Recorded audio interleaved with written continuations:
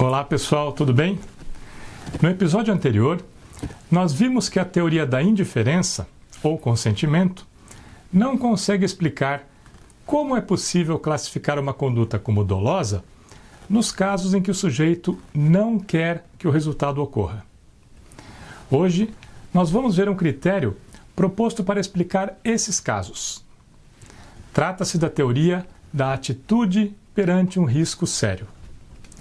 Nós já vimos que a teoria da vontade é suficiente para explicar o dolo direto de primeiro grau e que a teoria da indiferença, ou consentimento, é suficiente para explicar os casos de dolo direto de segundo grau e também alguns casos de dolo indireto.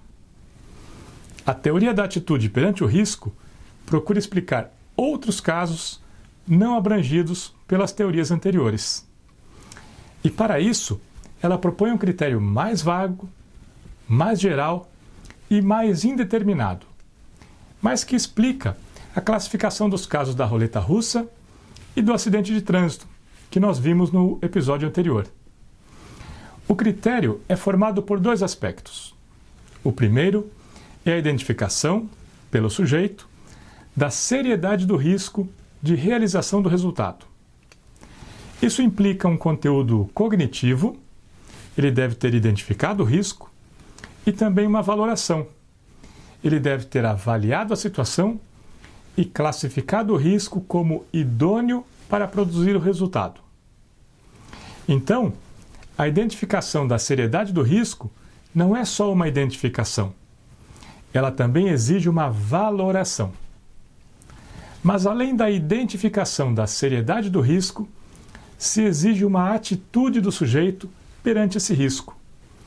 Ele deve ter agido apesar disso, ou seja, apesar da consciência da seriedade do risco. E é essa atitude que é considerada uma forma de assumir o risco.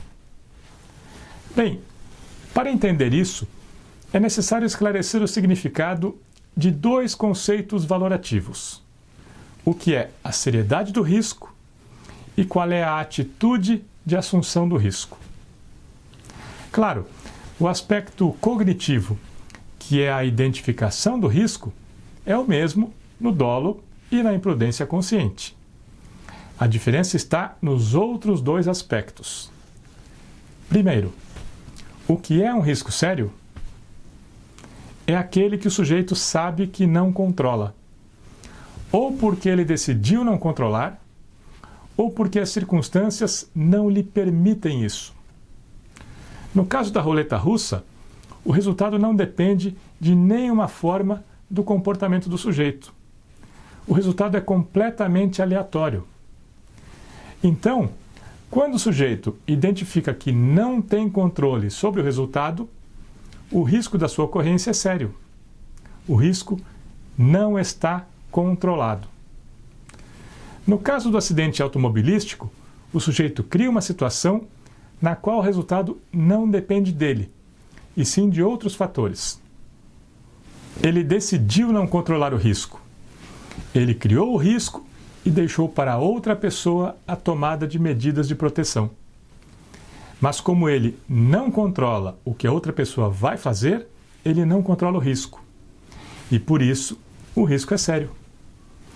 Então, o risco é sério quando o sujeito sabe que não controla os seus efeitos. Bem, e a atitude perante o risco?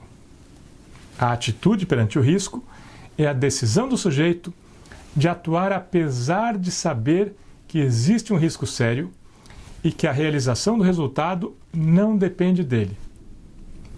Em vez de deixar de atuar devido a essa situação de risco sério e não controlado, o sujeito assume o risco ao atuar sabendo que não irá controlar os efeitos da sua atuação. A atitude perante o risco é uma atitude de indiferença perante o risco. O sujeito não é indiferente em relação ao resultado, mas sim em relação ao próprio risco. Ele pode até querer que o resultado não ocorra, mas aceita correr o risco. E dessa forma, na interpretação do artigo 18 do Código Penal, A expressão assumir o risco de produzir o resultado não tem como objeto o resultado. O objeto é o próprio risco. É esse aspecto que distingue o dolo eventual da imprudência consciente. Porque na imprudência consciente, o sujeito considera que o risco está protegido, que ele pode controlar os seus efeitos. Bem, mas isso gera um outro problema, que nós vamos ver na segunda parte desse episódio, na próxima semana. E o problema é o seguinte: e se a avaliação do risco, realizada pelo sujeito, for irracional? Se ele acha que pode controlar o risco com base em um motivo absurdo. Por exemplo, evitar o disparo da arma cruzando os dedos. Bem, como eu disse, isso nós vamos ver na semana que vem, na segunda parte desse episódio. O importante hoje é deixar claro que a teoria da atitude perante o risco propõe a distinção entre os casos dolosos e os imprudentes com base em dois aspectos.